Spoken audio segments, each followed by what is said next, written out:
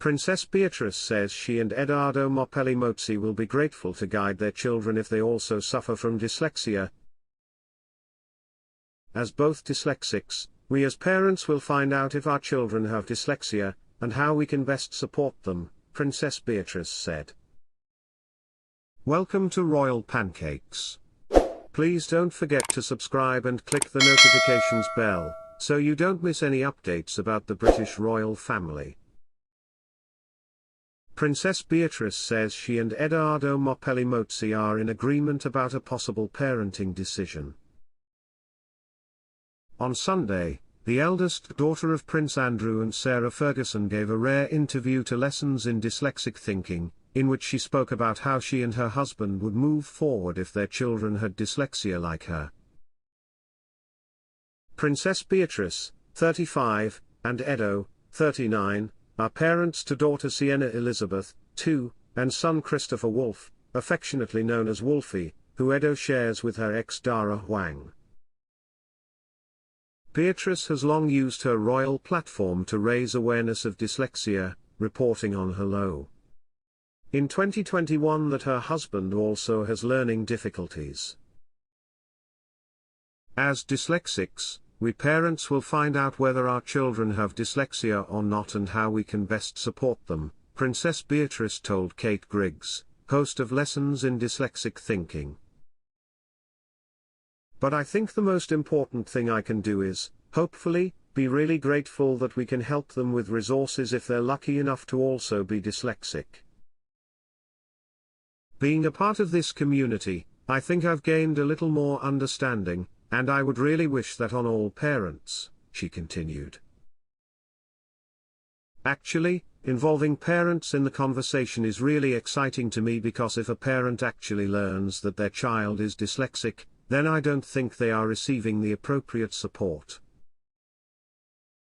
We're only at the beginning of what we can achieve together, and it's really exciting to see how we can do the work to help parents be the best version of themselves. Elsewhere in the wide-ranging episode, where Beatrice discussed education, as a learning tool and her own early schooling, she explained why dyslexia awareness is important to her.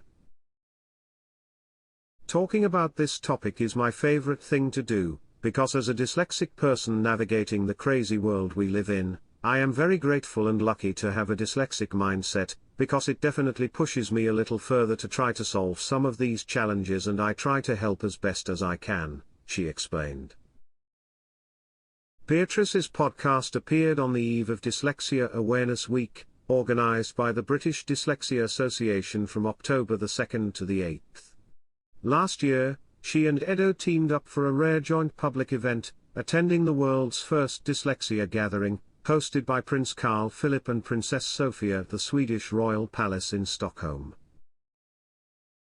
Organized by Made by Dyslexia, the event aims to change the perception of dyslexia by bringing together confident leaders, governments, brands and changemakers to support the charity in its aim to educate every teacher and workplace to support every dyslexic person, recognize, support and strengthen the spirit by 2030. Dyslexia affects 1 in 5 people and affects a person's ability to learn and process information, leading to particular difficulties with spelling, reading and remembering facts. The charity's aim is to create systemic change in the way the world perceives, defines and supports dyslexia, while Prince Carl and Princess Sophia's charity, the Prince Couples Foundation, focuses also on promoting respect and strengthening understanding of the disease. The two royal couples posed for a photo at the palace before the start of the event, and Prince Carl Philip thanked his guests on his official Instagram page. Special thanks to Her Royal Highness Princess Beatrice, a longtime campaigner for dyslexic minds, and her husband Edward for coming, she said.